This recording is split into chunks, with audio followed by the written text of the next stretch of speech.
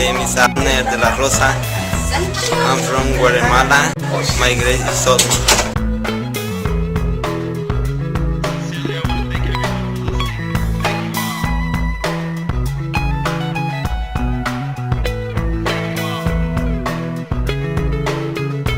Daniel Guzman. I'm from Mexico.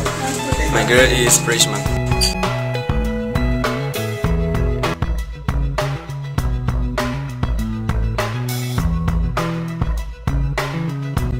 My name is Marisol Estrada. I am from Chihuahua. I am a junior and I have 17 years old.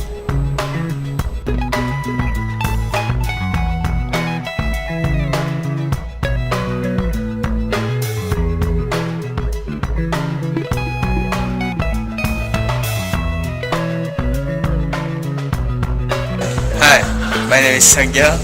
I'm from Korea and my grade is junior.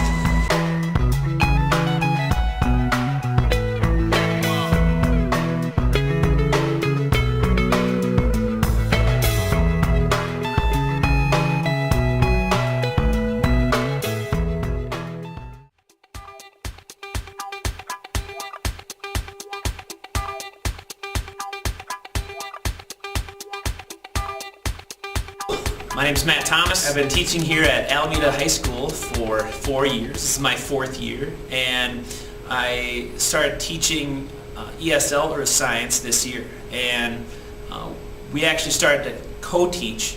My first semester, I was teaching with Shani Shirazi, and she was a paraprofessional, so she helped me out in class. The second semester, I was able to teach with Andrew Bucher. And he's a co-teacher. He's actually the ESL teacher at Alameda High School. One separate ESL Earth Science course. And what was done was 13 students got placed into that particular course. With a population of ELLs at 37% in 2008, there's always going to be at least one ESL class in 9th grade Earth Science. These 13 students, which approximately 8 of them are non-English proficient NEP students. They are very low proficient in English, in the English language. So what's neat about it is they can actually still take Earth Science, and we just change the curriculum a little bit and just modify how we teach them in the ESL class to make sure that they can understand what they're supposed to learn. Everything that we do is really structured around the vocabulary. What you're going to see now is an introduction to the first semester vocabulary lesson. This is an example of the vocabulary log that we use in first semester, where the students had to write the word, the definition that we would help them with, and then they'd have to draw a picture. And I would draw a picture of, Alfred Wegener with his. This is an example of the vocabulary quiz we would give during first semester. They had 3 of these quizzes for us to assess how well they were comprehending the vocabulary. Was given to them during the beginning of a unit, and then we would support it with all sorts of different labs and activities and assignments, and then we would give them the quiz that will look like this. We've had some problems with vocabulary with the students comprehending them in the first semester. This is the semester 1 Earth Science ESL quiz scores for our vocabulary that we gave each week. We had 3 different quizzes we gave. The first one was difficult for the students, so none of them did it very well at all. But the other ones are a little bit more accurate. The total out of the average of all of the scores for these 4 students was 40%. And we thought they could improve a little bit on that, so that's why we decided to change things a little bit with using podcasts for the second semester. The first time that we tried this activity, the students really didn't know what was going on. They just looked at the words, and we did labs and other activities in the classroom that supported the vocabulary, and then at the end of the week they would have a quiz, and the quiz scores weren't showing comprehension. I think it helps them to speak the words, to actually retain them, and just looking at the words, sometimes they don't even really understand what they're writing. After a few weeks we started implementing more use of spoken word in the classroom. What we've talked about is having them speak them more. So if we could make flashcards and have them talk with each other, or maybe speak into a laptop and listen to themselves speak it and other students, or even just talk about it with So the second semester, we decided to use more spoken word, where we're making the students speak out what our vocabulary words are. And we use a laptop for them to create a podcast, where then they have to listen to it, and they also have to listen to others, and they're evaluating, so they're hearing it over and over again. And they're forced to speak it, where lots of non-English proficient students don't like to speak the English language for various types of reasons. Okay, now what you're going to see is the semester 2 vocabulary lesson, and you should notice how different the lesson is as we have each student create their own podcast. So this should help improve the vocabulary content comprehension for the quiz scores. This is an example of the vocabulary log we use for second semester. The only difference is that we added a sentence where they had to create their own sentence about the word, and they had to kind of obviously know the definition, and they needed to include the picture as well. This is a new vocabulary worksheet modified from the previous one. As you can see, there's a sentence box. It was one of our old vocabulary words last time.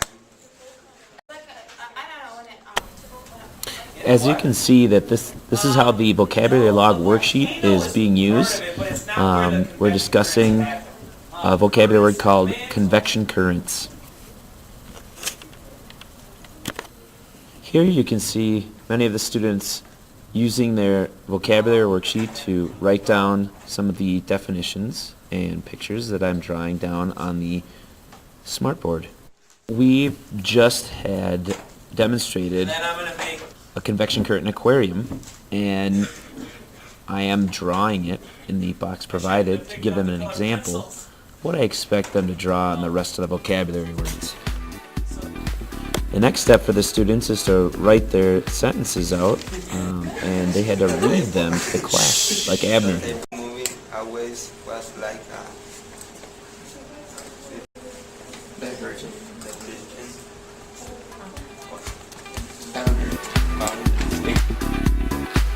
The students would pick up a laptop after they wrote their sentences out, and they would use this sound recorder on each laptop, which would have an internal microphone.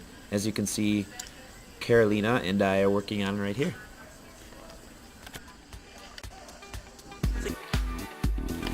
Each student will also have a USB memory stick that we give them for them to use to save their stuff on. Vocabulary set number 2. Vocabulary word number 2. Here you see Alexica starting her podcast on her vocabulary words. What you can notice here is that she made a mistake and she went back to fix it, and she's retrying it again. Vocabulary set number 2. Vocabulary word number 2. As Alexica continues to work on hers, we will notice here and listen here that other people are working and attempting to say the vocabulary words correctly, like Marisol here.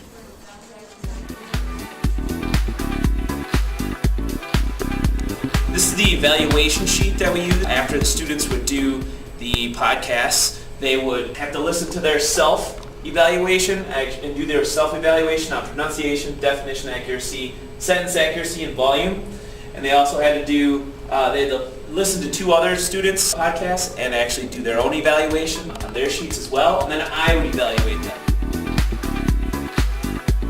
This is the vocabulary quiz that we gave for semester 2. It's a little bit different. We decided to keep the same kind of format with the word bank, but we added fill in the blanks, and we also added writing your own sentence using one of the 2 words above, so giving them a choice. So we felt that this would better suit the ESL NEP's available language. This is the semester 2 Earth Science ESL quiz scores, and if you notice we have the same 4 students, And we have 3 quizzes again that we use, but this time was a little bit different. They had to make the sentence on the vocabulary log, and they had to make their podcast. And we noticed scores were a little bit better. Their average percentage, and as overall, they almost averaged 80% out of all the quizzes that we took on the second semester with the different format.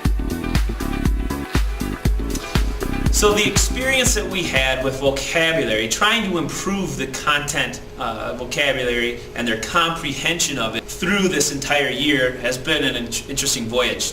The podcasts that we had them do in the second semester, you could tell the difference in the scores, how the vocabulary quiz scores increased the second semester. It was amazing to see how technology, just the use of technology, like the use of the laptop to make a podcast, clearly increased their participation, their oral participation with the English language. You know, we structured it, we made a focus onto the vocabulary to speak into these laptops and using the language, where before they weren't really using it that much. They just learned it, wrote it down, and then, you know, in the labs and activities it was assumed that they were going to use the language, but they never did. And now, the second semester, they were forced to use the language, and they ended up opening up more. They started participating in class because they had said the words before, and they had heard them before, and, you know, they started recognizing them because they were familiar with it. So the technology piece was a big part of it, and focusing on the vocabulary is very important to really open the door for them to understand the rest of the science content.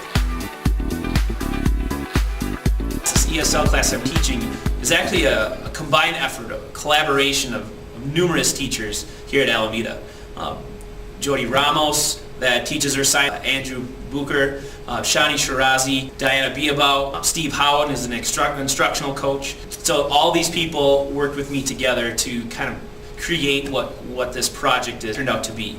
The way that we're doing this activity is almost kind of similar to a scaffold, providing steps and little increment, little baby steps along the way. Like, what would be the first step? Well, first, introduce a vocabulary word. And instead of just saying, here's the word, kids, good luck to you, we go over a definition with the kids, with the class, and then we create a picture with the class. And then sometimes we give them the sentence. Sometimes we have them construct their own sentences. But so it doesn't end there, right? It doesn't end there. It just keeps on going. That's what's so great about it.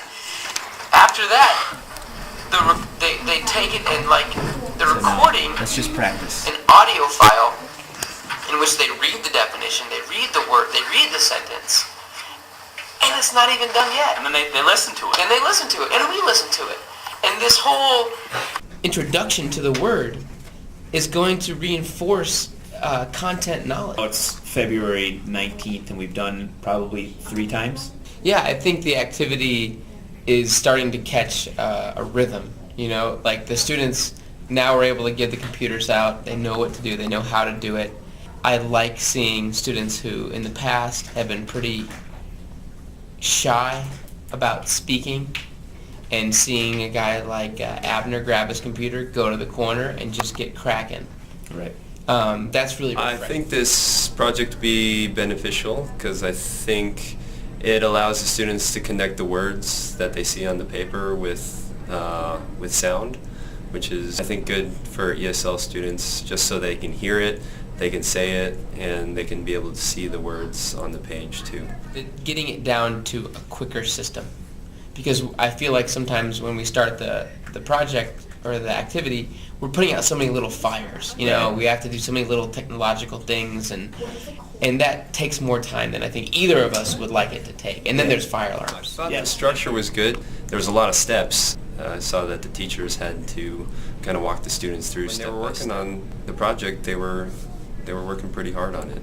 I saw some really good practice. I think having a set script for them to talk through the vocabulary words, I thought that was really good. I heard a lot of good use of the vocabulary words. Intentionality of their speaking and the scripting of their speaking is one that I and other teachers, I think, are trying to parrot now and mimic more, because we've seen the effectiveness in the science class, and I'm seeing kids speak more than they ever have, with more comfortability and taking more risks than they have in the past. And I think that this has been good to get us thinking more about oral proficiency. Cool. And hopefully we continue to see progress in their English and their comprehension of vocabulary.